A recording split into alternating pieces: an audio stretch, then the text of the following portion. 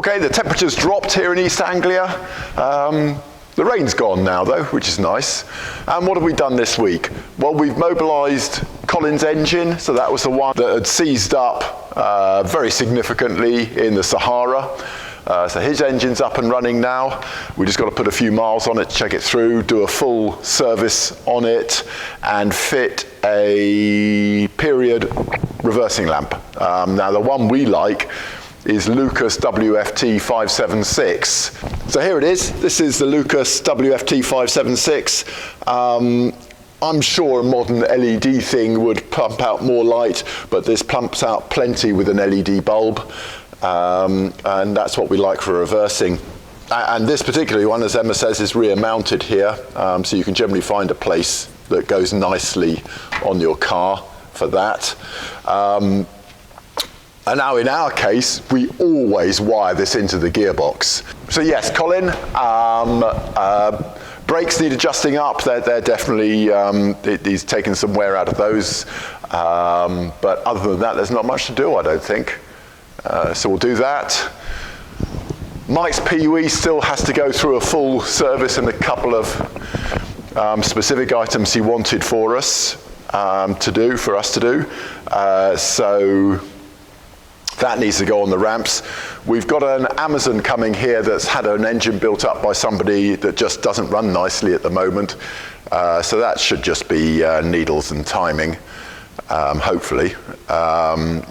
So we hope that's just going to be like a 2-day job in the workshop. And then, is it Stuart's Amazon? Whose Amazon's got the calipers? Craig. So we've had a suspicion that these new production 3-pot brake calipers, the pistons relax a bit more than we expect from a genuine Girling. And so in the hope that that is what is going on, and that means therefore your first pressure is quite a deep pedal pressure, you come back and then hit it again and it's where you expect it to be, almost instantaneous. So we've asked Past Parts down in Bury St Edmunds to rebuild a set of genuine calipers in the hope that maybe that will give us a better solution. We're kind of grasping at straws here, but we can find nothing else that's changed. It is simply the change from going to rebuilt calipers as we did for 15 odd years to the last 5 or so years where brand new calipers have been available, and now we're getting this problem. So there's a logic to it. We shall see what Past Parts come up with. They promised us those about 6 weeks ago, so we hope that sometime they'll turn up here, which would be nice. Oh, they're actually here. They are here now. Took them a while longer than they anticipated. Good. So that's that, the Amazon, that. So here's Alan's engine. This one he bought as apparently a rebuilt one. In fact, when we took it apart, when we looked at it, we had significant cause for doubt. And if we see this piston here, this was condemned by Scholar as being too worn. So then we had to sleeve the engine bores and provide a new set of pistons. And also the crankshaft, they said no, they had to, so they polished the mains, but the big ends had to go out to +10, so the crankshaft also needed grinding. So it wasn't really a rebuild. And there lies the rub, is what people refer to as a rebuilt engine. We would consider this to have been a slightly refreshed engine, which is something we refused to do many years ago because we knew it just was a false economy. After you've taken it apart, you might as well do the job properly. And yeah, that number 2 piston, the crankshaft, those 2 points are plenty to say, no, this is not a rebuilt engine. It's somebody who has lightly refreshed it. So that will probably finish this up today, I suspect, with a bit of luck, if I can get on with it. And what else is going on? So we've got a nice write-up from Amy about the Rally of the Tests. It's an essay on the next foreseeable 10 years of our sport and the public perception of what we're doing. And it's quite nice, it's slightly controversial, so always good to see a bit of controversy. And that will be published in the Historic Rallying magazine, presumably the spring edition. I don't know, maybe it'll get here, maybe it'll be out before Christmas.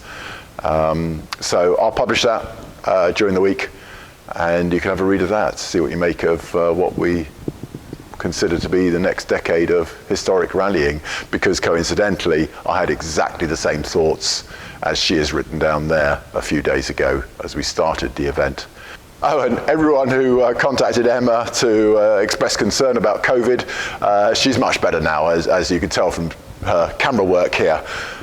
She says, thank you very much, much appreciated your kind words. See you next week.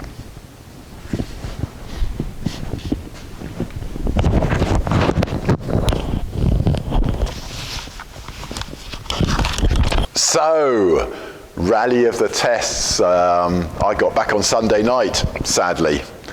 So Gareth and I, we had a lovely time and made it till Saturday late afternoon up on Epint ranges and going downhill on one of the Epint tests. Gareth found that he had no brakes at all, foot went to the floor, and it transpired it was the left-hand rear wheel cylinder had let go. We got out onto the public road at, if you know Epint ranges, the Epint Arms, isn't it? So yes, so we got off the test, went through the next regularity, which was a fairly short private land regularity, limping through, and then got to the public road. Here's what I reported at the time. So we're standing up on the edge of Epint after Regularity 5. Some excellent people standing here supporting us, but here we are. The left-hand rear wheel cylinder has let go and dumped all our brake fluid. So we went through the last test and then immediately into the regularity with no brakes. And Dave here are going to try and get the wheel drum off, which of course is quite difficult on the Amazon without the 5-point puller, but they're going to do their best. And here we go, working hard. Okay, yes, yeah. Okay, so the theory is that we're going to blank this pipe off so that we have 3 wheels on our wagon. Sorry, 3 brakes on our wagon to get us through. And well, there we go, good idea, good thinking. There you go, that's why the sweep crews are so fantastic, is they come up with these decent solutions where I'll just throw my hands up and say no, we can't get them back again. So there we go. Hopefully we'll be back. We'll miss out regularity 6 and 7. I think there might be a test in between that we'll have missed, but we'll get back with it on at the rest halt in Sennybridge, and then out into the night sections. Okay, so having pulled away from Epint, we then went straight into the rest halt and retired. We both decided that going into a night section with only 3/4 of our brakes wired up and the possibility that the brake pipe that we had bent over could leak or fail entirely, neither of us had the stomach for going into a tough night section like that. So we retired, only to be told that Amy, her carburettor had come loose, engine had gone lean and blown a piston. So she was out moments after we were out. It's now very much dark. We went back onto Epint with the Amazon, and by this time the sweep crew had towed the 140 onto the public road up on Epint ranges. we towed her home, which was about sort of 30 minutes, or we towed her back to the rest hold, which was about 30 minutes away. Bearing in mind we still only got three quarters of our brakes. It was fine. It was fine. I then sent Gareth and Callum away to go down to the HQ that night in Newport, and Amy and I waited for the AA to turn up. And I have to say that hour's drive back to Newport in Gareth's Amazon, I didn't want to use more than 25% braking efficiency. It just didn't feel right. So our decision to pull out was definitely the right one. Gareth got home safely. Oh yeah, and then Gareth drove his Amazon all the way back home for 4 hours, but yes, likewise, he said the pedal was feeling very dodgy by the time he got home. So let's have a look at Amy's car. Poor thing, it arrived yesterday.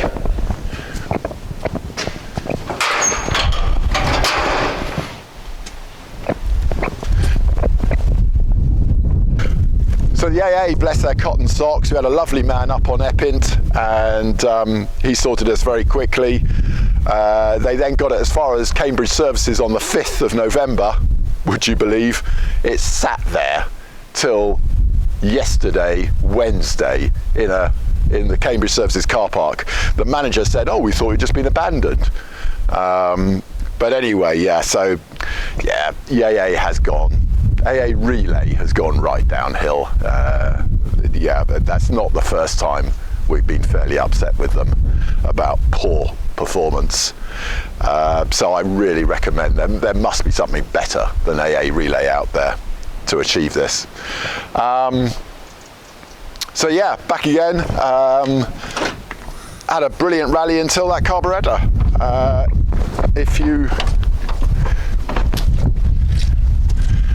There it is. That's the loose reservoir that has been attempted to be zip tied back again.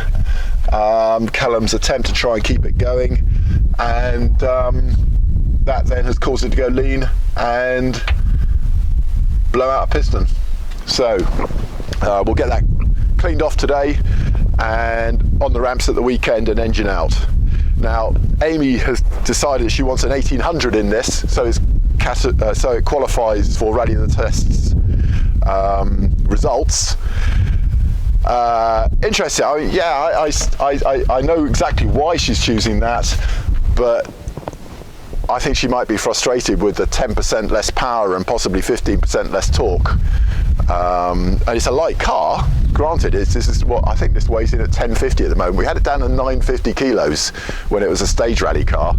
I think we're probably somewhere closer to 1050 now, possibly even 1100 kilos. So yes, we'll see how that goes.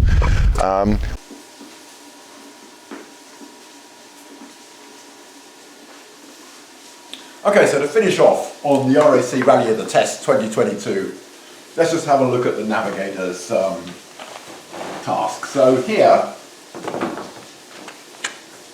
are the 17 maps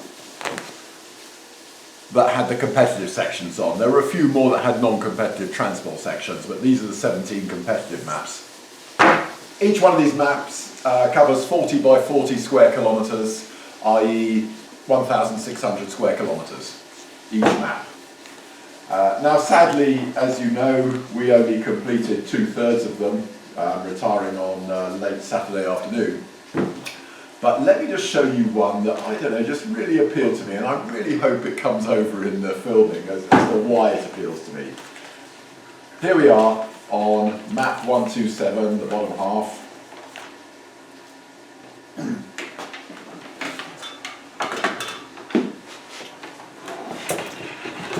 And let me just quickly, before you see it, rub out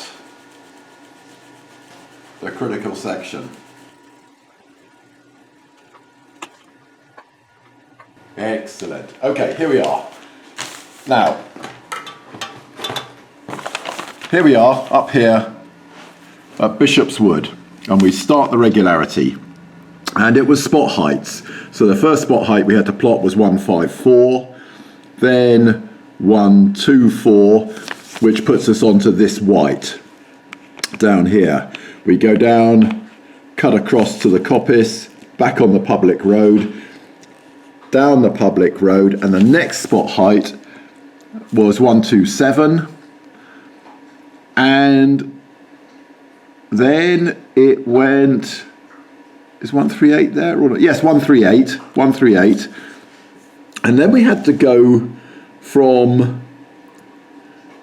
117 to 129, from spot height 117 to 129 now, and then into what spot height 139. Well, there's spot height 139, so we know we've got to come down. We've got to come down there because we're already on this road. We can't double transport it, so we have to come down that. Now it took me at least 5 minutes to spot 117 and 129, which are just over here to the right. So in order to get that, and we can't go through 125 because it goes, the sequence is 127, 138, 117, 129. So we have to find a way of going north through 117. Now what it actually is Upper Avenue here is a white through that bit of woodland running parallel to the public road, bizarrely. So it goes through here up the woodland. So now you've got to do 117, then 129. So we've got to turn left out of here. And actually, we do an immediate slot right. So let me start drawing this in. We've come down the white. At last, we've found it. And this is actually the route. We go up here along Upper Avenue. We slot left onto the public road, immediate right. We then go south down past Park Lane, do a 90 right, T-junction turn right. That puts us up to spot height 117, 129, and we slot left on the public road and back through 125 into 139 and continue on the regularity to finish just here above the town of Codsall. And I don't know, I just thought this was lovely. It was firstly, I really enjoyed that. I enjoyed plotting it, and we thoroughly enjoyed driving down it. And in fact, if you look at Amy's Facebook entry for this rally, on the photographs, there's a picture of the 142 going down a straight lane amongst sheep.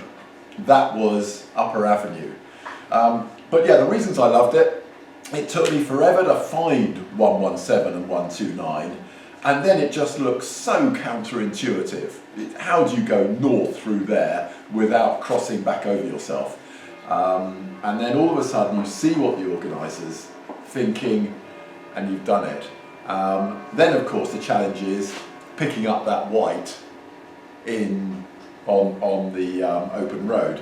Actually, in this instance, that was quite easy because what it actually was, we came in on a white, it was T-junction with the public road, and then right and immediate left to continue up Upper Avenue. So actually, there was no taxing difficulty in working out where to go on that.